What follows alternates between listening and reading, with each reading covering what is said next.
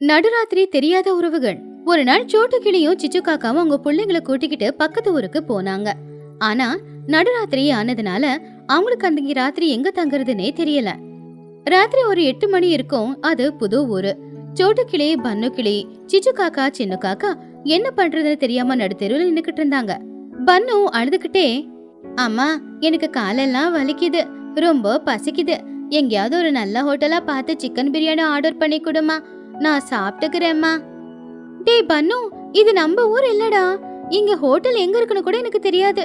யாராவது தெரிஞ்சவங்க வீடு இருந்தாலாவது ராத்திரி படுத்துக்கலாம். இந்த ஊர்ல நமக்கு தெரிஞ்சவங்க யாரு இருக்காங்க சோட்டோ? கொசு வேற கடிக்குது. பேசாம ஒண்ணு பண்ணலாம், இன்னைக்கு ராத்திரி இந்த மரத்துக்கு கீழே படுத்து தூங்கிடலாம். அம்மா என்னால எங்க படுக்க முடியாது, எனக்கு பயமா இருக்கும். அப்போ திடீர்னு அந்த மரத்துக்கு பின்னாடி பகுதியில இருந்து யாரோ 2 பேரு பேசின குரல் கேட்டுச்சு. அது மஹிக்கழுகும் லூசி புறாவும். பாத்தியா லூசி, முந்தா நேத்து துணியோட வீட்டுக்கு யாரோ 4 பேர் வந்தாங்க. அவங்களுக்கு அவ இடம் கொடுத்தா. நான் போய் அவங்க சொந்தக்காரங்களா அப்படின்னு கேட்டா ஆமா அப்படின்னு சொன்னா. ஆனா உண்மையிலேயே அது அவங்க சொந்தக்காரங்களே இல்ல. அட ஆமாங்க மஹி, இந்த துணி சரியான பைத்தியக்காரி. நடுராத்திரியில வீட்டு கதவை தட்டி நாங்க உங்க சொந்தக்காரங்க தான் அப்படின்னு சொன்னா போதும், அவங்கள வீட்டுக்குள்ள வச்சு அவங்களுக்கு வயிறார சாப்பாடு போட்டு நல்லா படுத்து தூங்க வைப்பா. இந்த உலகத்துல அவள மாதிரி முட்டாளி யாராவது இருக்காங்களா? சொந்தக்காரங்கன்னு சொன்னா அப்படியே நம்பிடுறா. என்னவோ இந்த துணி. சரி வா, நேரமாகுது, வீட்டுக்கு போலாம் அப்படின்னு சொல்லி அவங்க 2 பேரும் அங்க இருந்து போயிட்டாங்க. ஆனா இது எல்லாத்தையும் கேட்டுக்கிட்டு இருந்த சிச்சுவோட மனசுக்குள்ள ஒரு நல்ல ஐடியாவும் வந்துச்சு. அப்போ சிச்சு காக்கா ரொம்பவும் ரகசியமா, சோட்டோ சோட்டோ, கேட்டி அவங்க 2 பேரும் பேசிக்கிட்டத ஒரு நல்ல ஐடியா கிடைச்சிருச்சு. இன்னைக்கு ராத்திரி நாம சந்தோஷமா போய் அந்த வீட்லயே தங்கலாம். என்ன பேசிக்கிட்டு இருக்கிற சிச்சோ? யார் வீட்டுல போய் தங்குறது? ஐயோ சோட்டோ, அதான் அவங்க பேசிக்கிட்டாங்களே, யாரு வேணாலும் அந்த துணியோட வீட்டுக்கு போய் நாங்க சொந்தக்காரங்கன்னு சொன்னா துணி வயிறார சாப்பாடு போட்டு தூங்குறதுக்கு இடம் கொடுப்பான்னு சொன்னாங்களே. பேசாம நாமளும் பொய் சொல்லி அங்க போலாம்ல. ஐயோ, பொய் சொல்றதா? அது தப்பு இல்லையா சிச்சோ? அவங்க கண்டுபிடிச்சிட்டா என்ன ஆகுறது? எப்படி கண்டுபிடிப்பாங்க? அதான் துணி ரொம்ப அப்பாவியாமே, நாம சொந்தக்காரங்க மாதிரியே நடந்துக்கலாம். டேய் பன்னு, உனக்கு பிரியாணி வேணும்னா வா, அந்த துணி வீட்டுக்கு போலாம். பிரியாணி கிடைக்கும்னா நான் என்ன வேணும்னாலும் செய்வேன் ஆண்டி, சொந்தக்காரங்களும் நடிக்கணும் அவ்வளவுதானே. அன்னைக்கு ராத்திரி ஒரு 8 மணி இருக்கும். துணிக்குருவி அவ வீட்டு வாசல்ல அடுப்பு பத்த வச்சு சமையல் செஞ்சுக்கிட்டு இருந்தா. அவ பக்கத்திலேயே கைத்து கட்டல போட்டுக்கிட்டு துணியோட பொண்ணு புஜ்ஜி உக்காந்துக்கிட்டு இருந்தா. கொஞ்ச நேரத்துல சிச்சு காக்கா, சோட்டு கிளி, பன்னு, சின்னு எல்லாருமே துணியோட வீட்டு வாசல்ல நின்னுக்கிட்டு இருந்தாங்க. அப்போ சிச்சு சத்தமா அழுதுகிட்டே, துணி, எவ்வளவு நாளாச்சுடி உன்னை பார்த்து, என் கண்ணெல்லாம் இப்ப கலங்குது. எங்க ஞாபகம் இருக்கா? நாங்க நாங்க அப்படி என்ன உறவுன்னு சொல்ல முடியாம சோட்டுவை பார்த்து சைகை காட்டுச்சு. அப்போ சோட்டுவும் பதட்டமா, நாங்க உங்க உங்க தாத்தா இருக்காருல்ல, அவர் தம்பி குடும்பத்தை சேர்ந்தவங்க, அவருடைய பிள்ளையோட பொண்ணுங்க நாங்க. அத கேட்டு துணி சமையல் பண்றத நிப்பாட்டிட்டு ஆச்சரியமா, எங்க தாத்தாவோட தம்பி குழந்தைங்களா? அப்ப நீங்க எங்க சொந்தக்காரங்களா? ஆமா துணி, சின்ன வயசுல உன்னை எங்க மடியில வச்சு நாங்க விளையாடிக்கிட்டு இருந்தோம். இப்போ நீ இவ்ளோ பெரியவளா வளர்ந்துட்ட. இந்த ஊர்ல எங்களுக்கு யாரையும் தெரியாதா? நாங்க உன்னை தேடிக்கிட்டு தான் வந்தோம். அப்போ பன்னு கிளி வயிறு பிடிச்சுக்கிட்டு, ஆமா சித்தி, நாங்க உங்க சொந்தக்காரங்க தான். சொந்தக்காரங்களுக்காக நீங்க என்ன சமைச்சிருக்கீங்க? அடுப்புல இருந்து வாசம் நல்லா வருது. அப்போ புஜ்ஜி எழுந்துச்சு வந்து, அம்மா யார் இவங்க? இவங்க உண்மையில நம்ம சொந்தக்காரங்க தானா? அப்போ துணிக்குருவி முகத்துல ஒரு சிரிப்போட ரொம்ப அழகா சிரிச்சுக்கிட்டே, இருப்பாங்க புஜ்ஜி, மனுஷங்கன்னா சொந்தக்காரங்க இருக்கத்தானே செய்வாங்க. ஆனா வீட்டு வாசல் வரைக்கும் வந்திருக்கிற சொந்தக்காரங்களை வெளியில நிப்பாட்டினா நல்லா இருக்குமா? வாங்க வாங்க, முதல்ல வந்து எல்லாரும் உள்ள உக்காருங்க. சிச்சு அவளுடைய மனசுக்குள்ள, சரிதான், இவ பைத்தியக்காரிதான் போல, என்ன சொன்னாலும் நம்பிட்டா. சரி துணி, இதோ உள்ள வரோம். துணி அவங்க எல்லாரையும் உள்ள கூட்டிட்டு போய் பாய் போட்டு அவங்கள உட்கார வச்சா. ரொம்ப சந்தோஷம் உங்க எல்லாரையும் பார்த்ததுல. இருங்க, சமையல் இப்ப முடிஞ்சிரும், நீங்க ரெஸ்ட் எடுங்க, நான் சாப்பாடு கொண்டு வரேன். துணி வேக வேகமா சமையல செஞ்சு வாழை இலைய போட்டு அவங்க எல்லாருக்குமே சமைச்ச சாப்பாட பரிமாறினா. பசங்களுக்கு பிடிக்கும் அப்படின்னு ஆளுக்கு ஒரு அப்பளத்தையும் பொரிச்சு வச்சா. பன்னு அதை ரசிச்சு சாப்பிட்டுக்கிட்டு, சித்தி, நீங்க எங்க அம்மா சமைக்கிறத விட ரொம்ப சூப்பராவே சமைக்கிறீங்க. அதுலயும் இந்த சாம்பார்ல நெய் போட்டு கொடுத்தீங்க பாருங்க, ஆஹா, சொர்க்கமே கண்ணுக்கு தெரியுது. பன்னு பொறுமையா சாப்பிடுறா. சாப்பாடு ரொம்ப நல்லா இருக்கு துணி, நாங்க திடீர்னு வந்தாலும் நீ ரொம்ப நல்லா கவனிக்கிற. இதுல என்ன இருக்கு? சொந்தக்காரங்கன்னா அவங்கள கொஞ்சம் கூட கவனிக்கலனா எப்படி? தினமும் நாங்க 2 பேர் தான் இருப்போம். இன்னைக்குதான் வீடு கலகலன்னு இருக்கு. ஆமா, எனக்கும் புது ஃப்ரெண்ட்ஸ் கிடைச்சிருக்காங்க. சின்ன பொண்ணு கூட நான் விளையாடலாம் இல்லையா?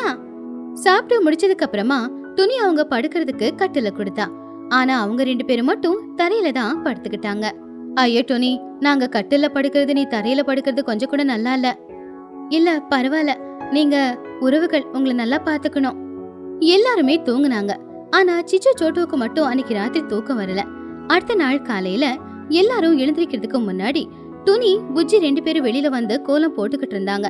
ஆனா பொய் சொல்லி இப்படிப்பட்ட நல்லவங்களை ஏமாத்திட்டோமே அப்படின்னு சிச்சு சோட்டு 2 பேருமே ரொம்பவும் வருத்தப்பட்டுக்கிட்டு இருந்தாங்க. சோட்டோ, ராத்திரி எல்லாம் எனக்கு தூக்கம் வரல. துணி ரொம்ப அப்பாவியா இருக்கா. நமக்கு சாப்பாடு போட்டு அவ தரையில படுத்துக்கிட்டு நமக்கு பாரு படுக்க கட்டில கொடுத்தா. ஆமா சிச்சு, எனக்கும் அசிங்கமா தான் இருக்கு.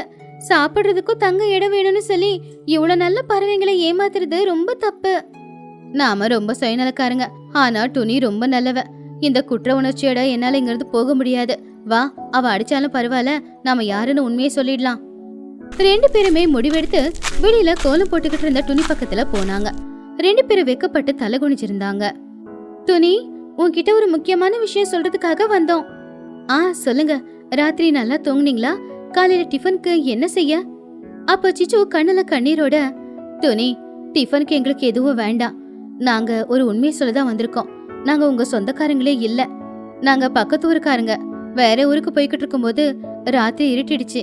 எங்க போறதுன்னு தெரியாம சின்ன பசங்களை வச்சுக்கிட்டு, அதனாலதான் உன்னோட சொந்தக்காரங்கன்னு பொய் சொல்லி வீட்டுக்குள்ள வந்துட்டோம். தயவு செஞ்சு எங்களை மன்னிச்சிடு. ஆமா துணி, உன்ன மாதிரி நல்ல மனசு இருக்கிற பறவையை ஏமாத்திட்டு அப்படியே போக மனசு இல்ல. அதனாலதான் உன்கிட்ட நாங்க உண்மையை சொல்றோம் அப்படின்னு உண்மையை சொல்லி சோட்டுக்கிளியும் சிச்சு காக்காவும் தலை குனிஞ்சு நின்னுக்கிட்டு இருந்தாங்க. ஆனா துணி புச்சி 2 பேரும் ஒருத்தங்க முகத்தை ஒருத்தங்க பாத்துக்கிட்டு சத்தமா சிரிக்க ஆரம்பிச்சாங்க. அவங்க சத்தமா சிரிக்கிறத பார்த்து யாருக்குமே எதுவுமே புரியல. அப்போ சிச்சு காக்கா தலையை நிமித்தி துணிய பார்த்து, என்ன துணி, நாங்க மன்னிச்சிடுங்கன்னு மன்னிப்பு கேக்குறோம். ஆனா நீங்க 2 பேரும் எங்களை பார்த்து எதுக்காக சிரிக்கிறீங்க?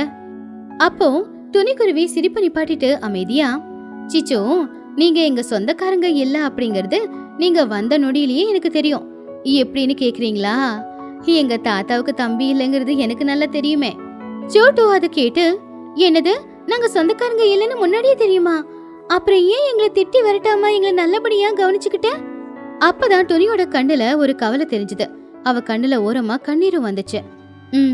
ஏன்னு சொல்றேன், நீங்க சொந்தக்காரங்க இல்லைன்னு தெரிஞ்சும் உங்களை ஏன் நான் நல்லா பாத்துக்கிட்டேன்னா, எனக்குன்னு யாருமே இல்ல. என்னுடையது காதல் கல்யாணம். நான் ஒருத்தரை விரும்பி கல்யாணம் பண்ணிக்கிட்டதுனால எங்க வீட்டுல யாரும் என்னை ஏத்துக்கல. அன்னைக்கே தண்ணி தெளிச்சு என்னை தலை முழுகிட்டாங்க. நான் அனாதி ஆயிட்டேன். துணி, அப்போ புருஷன்? துணி கண்ணீரை தொடச்சுக்கிட்டு, என் பொண்ணு புஜ்ஜி பிறந்து 2 மாசத்துலயே அவரு இன்னொரு பொண்ணை கல்யாணம் பண்ணிக்கிட்டு என்னை விட்டுட்டு போயிட்டாரு. நான் மறுபடியும் அனாதி ஆயிட்டேன். எங்க வீட்டுல போய் உண்மையை சொன்னேன். அதுக்கு அவங்க, இது நீ தேர்ந்தெடுத்த வாழ்க்கை, கஷ்டத்தை நீதான் அனுபவிக்கணும்னு மறுபடியும் கைய கழுவிட்டாங்க. அட கடவுளே, ஏன் இவ்வளவு பெரிய கஷ்டம் உனக்கு? அன்னையில இருந்து நாங்க 2 பேருமே அனாதை ஆயிட்டோம். இந்த உலகத்துல எங்களுக்காக நாங்க மட்டும்தான் இருக்கோம். எந்த பண்டிகையோ எந்த விசேஷ நாளா இருந்தாலும் கூட எல்லாருடைய வீடும் சொந்த பந்தத்தோட கலகலன்னு இருக்கும். ஆனா எங்க வீடு எப்பவுமே ரொம்ப அமைதியா தான் இருக்கும். அப்பதான் ஒரு நாள் வேற ஊர்ல இருந்து யாரும் எங்க வீட்டுக்கு வந்தாங்க. உங்கள மாதிரி அவங்களும் சொந்தக்காரங்க அப்படின்னு சொன்னாங்க. அவங்க எங்க சொந்தக்காரங்க இல்லன்னு எங்களுக்கு தெரியும். ஆனா அன்னைக்குதான் முதல் தடவையா எங்க வீடு ரொம்ப கலகலன்னு இருந்துச்சு. சிரிப்பு சத்தம் கேட்டுச்சு. எங்களுக்குன்னு பேச பழக ஒருத்தங்க இருக்காங்கன்னு எங்களுக்கு தெரிஞ்சுது. ஆமா சிச்சு, அன்னையில இருந்து என் வீட்டுக்கு யார் வந்தாலும் சரி, அவங்க என்னோட ரத்த சம்பந்தமா இல்லைனாலும் சொந்தக்காரங்கன்னு ஒரு வார்த்தை சொன்னா போதும், அவங்கள வீட்டுக்குள்ள விட்டு அவங்கள நல்லபடியா கவனிச்சு வயிறார சாப்பாடு போடும்போது, நான் சமைச்ச சாப்பாட்ட அவங்க என்னை பாராட்டி சாப்பிடும்போது என்னோட உறவுகளே அந்த சாப்பாடை சாப்பிட்டு பாராட்டுற மாதிரி இருக்கும். அதான் யார் சொந்தக்காரங்கன்னு சொல்லிட்டு வந்தாலும் கூட அவங்கள நாங்க சொந்தக்காரங்களா தான் நினைப்போம். துணியோட சோக கதையை கேட்ட உடனேயே சிச்சு சோட்டுவோட கண்ணுல இருந்து கண்ணீர் வந்துச்சு. அவங்க 2 பேருக்குமே இதயமே பாரமா ஆயிடுச்சு. அப்போ சிச்சு அழுதுகிட்டே, துணி, எங்களுக்கு தெரியாது துணி, உன்னோட சிரிப்புக்கு பின்னாடி இப்படி ஒரு சோகம் இருக்குன்னு எனக்கு தெரியாது. எங்க உறவுகள் கூட எங்களை பாத்துக்க மாட்டாங்க. ஆனா நீ தேவதை துணி. ஆமா துணி, தனியா இருந்தாலும் நீ அன்பை எல்லாருக்கும் பகிர்ந்து கொடுக்கற. நாங்க தான் சுயநலமா வந்து உன்னுடைய அன்பை உன்கிட்ட சொல்லாமே நாங்க திருடிட்டோம். சிச்சு காக்கா துணியோட கைய பிடிச்சுக்கிட்டு, இணையில இருந்து உனக்கு யாரும் இல்லைன்னு சொல்லாத. உங்க வீட்டுல எல்லாரும் உன்னை வேணான்னு விட்டுருக்கலாம். ஆனா இனிமே நாங்க விட மாட்டோம். நீ எங்களுக்கு தங்கச்சி மாதிரி, இது உண்மை. ஆமா, இப்ப நாங்க உங்க வீட்டுக்கு வந்துட்டோம்ல, இப்போ நீங்க எங்க வீட்டுக்கு வரணும். இன்னையில இருந்து இவங்க எல்லாரும் அண்ணன் தங்கச்சிங்க, எல்லாரும் சந்தோஷமா ஒரே வீட்ல இருக்கலாம். அப்போ பன்னு சின்னி 2 பேருமே வந்து புஜ்ஜிக்கு ஷேக் ஹேண்ட் கொடுத்து, ஆமா சித்தி, இன்னையில இருந்து நான் தான் உனக்கு புள்ள. நீ எப்ப பிரியாணி செஞ்சாலும் நான் வந்து சாப்பிடுவேன், பிராமிஸ். அத கேட்டு துணியோட கண்ணுல ஆனந்த கண்ணீர் வந்துச்சு. தேங்க்யூ தேங்க்யூ, உண்மையிலேயே இப்போ எனக்கு ஒரு உறவுகள் கிடைச்சிருக்கு அப்படின்னு சொல்லி டோனி சந்தோஷமா சிரிச்சான். அத பார்த்து எல்லாருமே சிரிச்சாங்க. அன்னைக்கு அந்த வீடு ரொம்பவும் அழகா இருந்துச்சு. எல்லாரும் ஒன்னா உட்காந்து சமைச்சு சாப்பிட்டுக்கிட்டு அவங்க கதை இவங்க கதையெல்லாம் பேச ஆரம்பிச்சாங்க. வெயில் காலத்தில் மாடியில் காய்கறி பயிர். அது வெயில் காலம். சூரியன் நெருப்பு மாதிரி எரிஞ்சுக்கிட்டு இருந்தான். எல்லாரும் அவங்கவுங்க வீட்டுக்குள்ளதான் உட்காந்துக்கிட்டு இருந்தாங்க. சோட்டு கிளியோட வீட்டுல ஏசி ஃபுல் ஸ்பீட்ல ஓடிக்கிட்டு இருந்துச்சு. ஆனாலும் வேர்த்துக்கிட்டு இருந்துச்சு. பன்னு கிளி அழுதுகிட்டே, அம்மா என்னால அனல் தாங்க முடியல. ஃப்ளோர் பாரு, ஏதோ தோசை தவா மாதிரி சூடா இருக்கு. வேர்வை பாரு, ஏதோ அருவில இருந்து கொட்டுற மாதிரி கொட்டிக்கிட்டு இருக்கு. டே பன்னு, நான் மட்டும் என்னடா பண்றது? ஏசியை ஃபுல் ஸ்பீட்ல வச்சிருக்கேன், ஆனாலும் வேர்த்து கொட்டிக்கிட்டு தான் இருக்கு. சூரியன் வெயில கொடுப்பானா என்ன நெருப்பள்ளி கொட்டுறானோ? சரியா அப்பதான் கதவு திறந்துக்கிட்டு சிச்சு காக்கா வீட்டுக்குள்ள வந்துச்சு. ஐயோ கடவுளே, பேசாம என்ன கொன்னுடு, என்னால இந்த அனலை தாங்க முடியல. சோட்டோ, ஏசி ஓடினாலும் வீட்டுக்குள்ள ஏன் இவ்வளவு அனலா இருக்க? அதுவா சிச்சோ, இது சிமெண்ட் வீடு இல்ல, மொட்டை மாடியில வெயில் பட்டு அந்த அனல் எல்லாம் வீட்டுக்குள்ள வந்துகிட்டு இருக்கு. பன்னு பாரு, வேக வச்ச முட்டை மாதிரி ஆயிட்டான். என்னோட நிலைமையும் அதுதான் சோட்டோ. நான் இப்பதான் 30,000 ரூபாய் செலவு பண்ணி ஏசி வாங்கி போட்டேன். ஆனா வீட்டுக்குள்ள அனல் குறையவே மாட்டேங்குது. எனக்கு அப்படியே ஏதோ தந்தூரி சிக்கன் மாதிரி ஃப்ரை ஆகுற மாதிரி ஃபீல். பேசாம இந்த மாடி வீடை வித்துட்டு நான் பழைய குடிசை வீடு கட்டிக்கிட்டு அதுல வாழ்ந்துக்கலாம் போல ஆசையா இருக்கு. அப்போ பக்கத்து வீட்டுல இருக்கிற மஹிகளுக்கு, சீச்சோ, நாம பங்களா வீட விக்கிறது இல்ல, இந்த ஊரையே காலி பண்ணிட்டு ஊட்டி கொடைக்கானல்னு எங்கேயாச்சும் போயிடலாம். இந்த வீட்டுல இந்த அனலுக்கு என் உயிரே போற மாதிரில இருக்கு. ஆமா பாட்டி, வாங்க நம்ம போயிடலாம். எங்க சில்லுன்னு ஐஸ்கிரீம் கிடைக்குதோ பேசாம அங்க போயிடலாம். அப்பதான் துணிக்குருவி அவனுடைய பொண்ணான புஜ்ஜியை கூட்டிக்கிட்டு அந்த இடத்துக்கு வந்தா. புஜ்ஜி கையில ஒரு சயின்ஸ் புக் இருந்துச்சு. துணியை வந்து வேர்வையை தொடச்சிக்கிட்டு, என்ன என் வீடு மாதிரி உங்க வீடும் அனலாதான் இருக்கா? என் வீட்டுல என்னால சுத்தமா நிக்க கூட முடியல தெரியுமா? ஆமா துணி, இந்த ஏசியாலேயும் எந்த பிரயோஜனமும் இல்ல. கரண்ட் பில்லு தான் வருது, ஆனா கூலிங் வரல. என்ன பண்றதுன்னே தெரியல. அப்போ புஜ்ஜி குருவி சிரிச்சுக்கிட்டே முன்னாடி வந்து, எல்லாருக்கும் இல்லைங்க, உங்க எல்லாருடைய பிரச்சனைக்கு என்கிட்ட ஒரு சொல்யூஷன் இருக்கு. சொல்யூஷனா? புதுவிதமான ஏசி மாடல் ஏதாவது கண்டுபிடிச்சியா, இல்ல வீட்டை சுத்தி ஐஸ் கியூப் வைக்க போறோமா? அது இல்ல ஆண்டி, இப்ப நமக்கு வீட்டுக்குள்ள அனல் எப்படி வருது?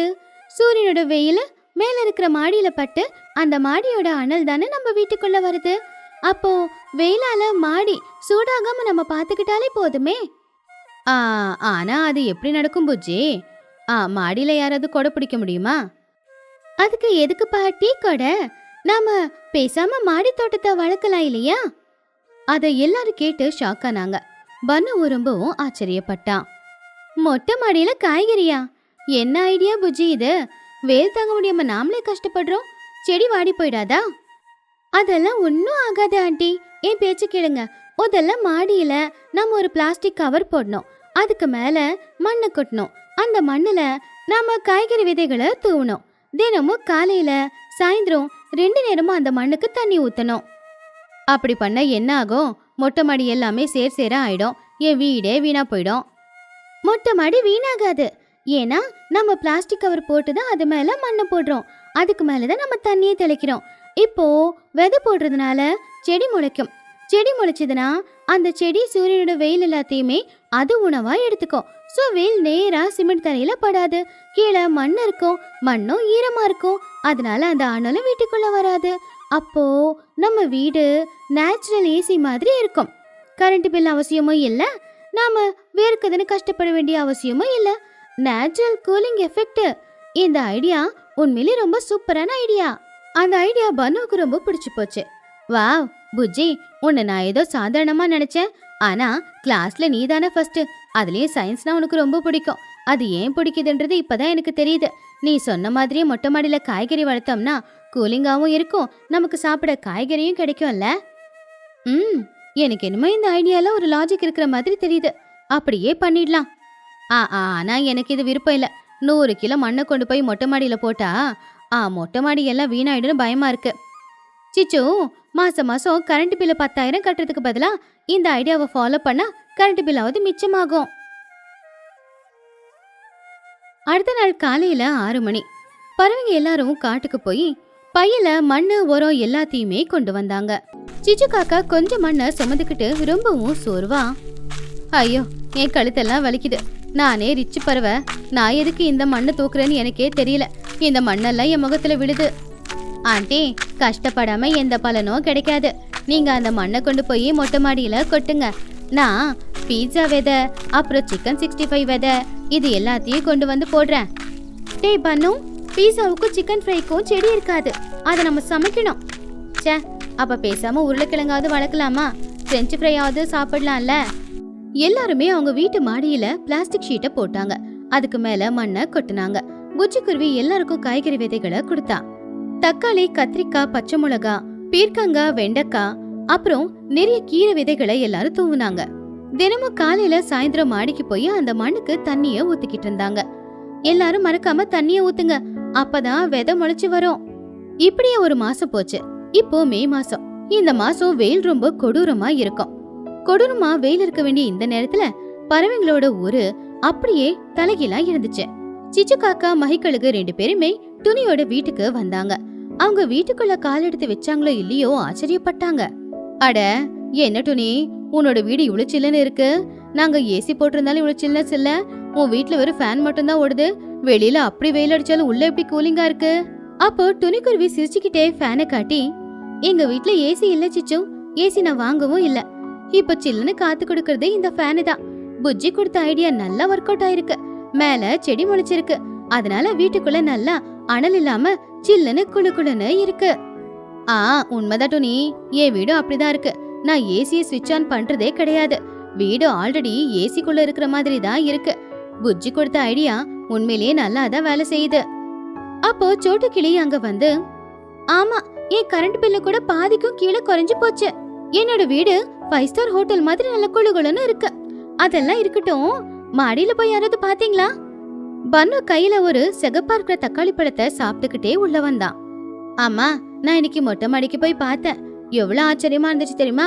அது மொட்டை மாடி மாதிரி இல்ல, காய்கறி தோட்டம், அதுல நல்ல செவசெவன்னு இந்த கலர்ல தக்காளி, நிறைய வெண்டைக்காய், நிறைய கத்திரிக்காய், எவ்வளவு அழகா இருக்கு தெரியுமா? எல்லாரும் வாங்க, முதல்ல மாடிக்கு போய் நாம பார்க்கலாம். எல்லாரும் மாடிக்கு போய் பார்த்தாங்க. அந்த காட்சியை பார்த்து எல்லாரும் சந்தோஷப்பட்டாங்க. அங்க பலவிதமான காய்கறி செடிகள், அதுல கலர் கலரா தொங்கிக்கிட்டு இருக்கிற காய்கறிகள், அங்க வீசுற அனல் காத்து அந்த செடியிலயும் மண்ணுலயும் பட்டு சில்லுன்னு காத்தா மாறிடுச்சு. வாவ், எல்லாரும் ஏன் மாடிய பாருங்க, அங்க கொத்து கொத்தா கத்திரிக்காய் காய்ச்சிருக்கு, இங்க இருந்து பார்க்கவே வியூ அவ்வளவு நல்லா இருக்கு, இப்படி ஒரு மாடியை நான் பார்த்ததே கிடையாது. ஆனா ஃப்ரெண்ட்ஸ், இப்ப நமக்கு இன்னொரு பிரச்சனை வந்திருக்கு. என்ன டோனி, குளிர் அதிகமாச்சா? குளிர் இல்ல சோட்டும், எல்லார் வீட்டு மொட்டை மாடியிலயும் நிறைய காய்கறி இருக்கு, நாம எல்லாரும் சமைச்சு சாப்பிடறதுக்கு இவ்வளவு காய்கறி தேவையில்லை, இதெல்லாம் வீணா போயிடும் இல்லையா, அதான் என்ன பண்றதுன்னு. ஆமாண்டி, எங்க அம்மா வெண்டைக்காயை பறிச்சு காலையில வெண்டைக்காய் காரக்குழம்பு, மதியம் வெண்டைக்காய் பொரியல், நைட்டுக்கு உப்புமால கூட வெண்டைக்காயை போட்டு சமைச்சிருந்தாங்க, அதை சாப்பிட்டு சாப்பிட்டு எனக்கு போர் அடிக்குது. எல்லாரும் சிரிச்சாங்க. அம்மா, இதுக்கும் என்கிட்ட இன்னொரு ஐடியா இருக்குமா, நமக்கு எவ்வளவு காய்கறி வேணுமோ அதை நம்ம பயன்படுத்திக்கிட்டு மிச்சம் இருக்கிற எல்லா காய்கறியையும் சந்தையில கொண்டு போய் வித்துடலாமே. இந்த வெயில் காலத்துல நல்ல ஃப்ரெஷ்ஷான காய்கறி கிடைக்காம எல்லாரும் கஷ்டப்படுறாங்க, அவங்களுக்கு நாம ஃப்ரெஷ்ஷான காய்கறி கொடுத்தா நமக்கும் நல்ல வருமானம் இல்லையா? வருமானம் அப்படின்னு கேட்ட உடனே சிச்சுவுக்கு ரொம்பவும் சந்தோஷமாயிடுச்சு. அப்படின்னா பிசினஸா? வாவ், வீட்டுக்குள்ள குளிர்ச்சியாவும் இருக்கு, நமக்கு காய்கறியும் ஃப்ரீயே, இப்ப காய்கறி வித்து பணமும் சம்பாதிக்க போறோம். புஜ்ஜி, நீ சாதாரணமான பொண்ணே இல்ல, நீ ரத்தன் டாட்டாவுக்கு நெருங்கின சொந்தமா என்ன? இப்பவே போய் நான் பிசினஸ் ஸ்டார்ட் பண்றேன். அடுத்த நாள் காலையில ஊருக்கு நடுவுல பெரிய சந்தைய உருவாக்குனாங்க. துணி, சோட்டு, மஹி எல்லாருமே சேர்ந்து அவங்கவுங்க மொட்டை மாடியில விளைஞ்ச காய்கறிகளை கூடையில போட்டு அதை விக்கிறதுக்காக கொண்டு வந்தாங்க. அப்ப சிச்சு காக்கா சத்தமா, வாங்க ஐயா வாங்க, இது மொட்டை மாடியில விளைஞ்ச காய்கறி, ஏசி காத்துல விளைஞ்ச காய்கறின்றதுனால இத சமைச்சு சாப்பிடும் போது உங்க வயிற்றுக்குள்ளேயும் ஒரு ஏசி காத்து தான் வீசும், வாங்க ஐயா வாங்க. இது சோட்டு அம்மாவோட தக்காளி, செகப்பா இருக்கிற தக்காளி, நல்ல ரத்த நிறத்துல இருக்கிற தக்காளி, இது சாப்பிட்டா உங்க உடம்புல ரத்தம் ஊறும், வாங்க வந்து வாங்கிக்கோங்க. ஊர்ல இருக்கிற அத்தனை பறவைங்களும் வந்து ஃப்ரெஷ்ஷா இருக்கிற அந்த காய்கறி எல்லாத்தையுமே காசு கொடுத்து வாங்கிட்டு போனாங்க. அன்னைக்கு சாயந்தரத்துக்குள்ள எல்லாரும் கொண்டு வந்திருந்த காய்கறியும் தீர்ந்து போச்சு. எல்லாரும் கை நிறைய பணமும் இருந்துச்சு. எல்லாரும் அந்த வருமானத்தை பார்த்து ரொம்பவும் சந்தோஷப்பட்டாங்க. டோனி, இன்னைக்கு நான் காய் வித்து 2000 ரூபாய் சம்பாதிச்சிருக்கேன். எனக்கு கரண்ட் பில்லும் இல்ல, அது போக காய்கறி வித்து 2000 ரூபாய் லாபம். இந்த வெயில் காலம் எனக்கு பிடிச்சிருக்கு. ஆமா சிச்சு, பகல் பூரா நாம கஷ்டப்பட்டு இந்த சந்தையில எல்லாத்தையும் வித்தாலும் ராத்திரி வீட்டுக்குள்ள போய் படுத்தா ஏசி மாதிரி வீடு குளுகுளுன்னு இருக்கும், கஷ்டமே இருக்காது. இது எல்லாத்துக்கும் காரணம் புஜ்ஜி தான். அவ கொடுத்த ஐடியாவாலதான் வீடும் சில்லுன்னு இருக்கு, கை நிறைய பணமும் இருக்கு. ஆமா ஆமா உண்மைதான் புஜ்ஜி, ரொம்ப தேங்க்ஸ்மா. உன்னாலதான் இன்னைக்கு நாங்க எல்லாருமே ரொம்ப சந்தோஷமா இருக்கோம். ஆமா புஜ்ஜி, ஆனா ஒரு விஷயம், இப்ப வந்து வருமானத்தை வச்சு நாளைக்கு ஸ்விக்கில நான் பிரியாணி ஆர்டர் பண்ணிக்கவா? ஏன்னா நம்ம மொட்டை மாடியில தான் பிரியாணி செடி வளர மாட்டேங்குதுல்ல. அப்போ சோட்டுக்கிளி பனுவை பார்த்து சிரிச்சு, டேய், எப்ப பார்த்தாலும் பிரியாணி, சிக்கனு, பீட்சா, பர்கர். சரி சரி, இன்னைக்கு நம்ம வீட்ல சந்தோஷத்தை கொண்டாட நான் உனக்கு பிரியாணி செஞ்சு கொடுக்கறேன். ஏன், எல்லாருக்குமே நான் பிரியாணி செஞ்சு கொடுக்கறேன். அதை கேட்டு எல்லாரும் சிரிச்சாங்க. இந்த கதையில இருக்கிற நீதி என்னன்னா, இயற்கைய நாம காப்பாத்தினா இயற்கை நம்மள காப்பாத்தோம். புஜ்ஜி கொடுத்த ஒரு சின்ன ஐடியா வெயில் காலத்தை தலைகீழா மாத்திடுச்சு.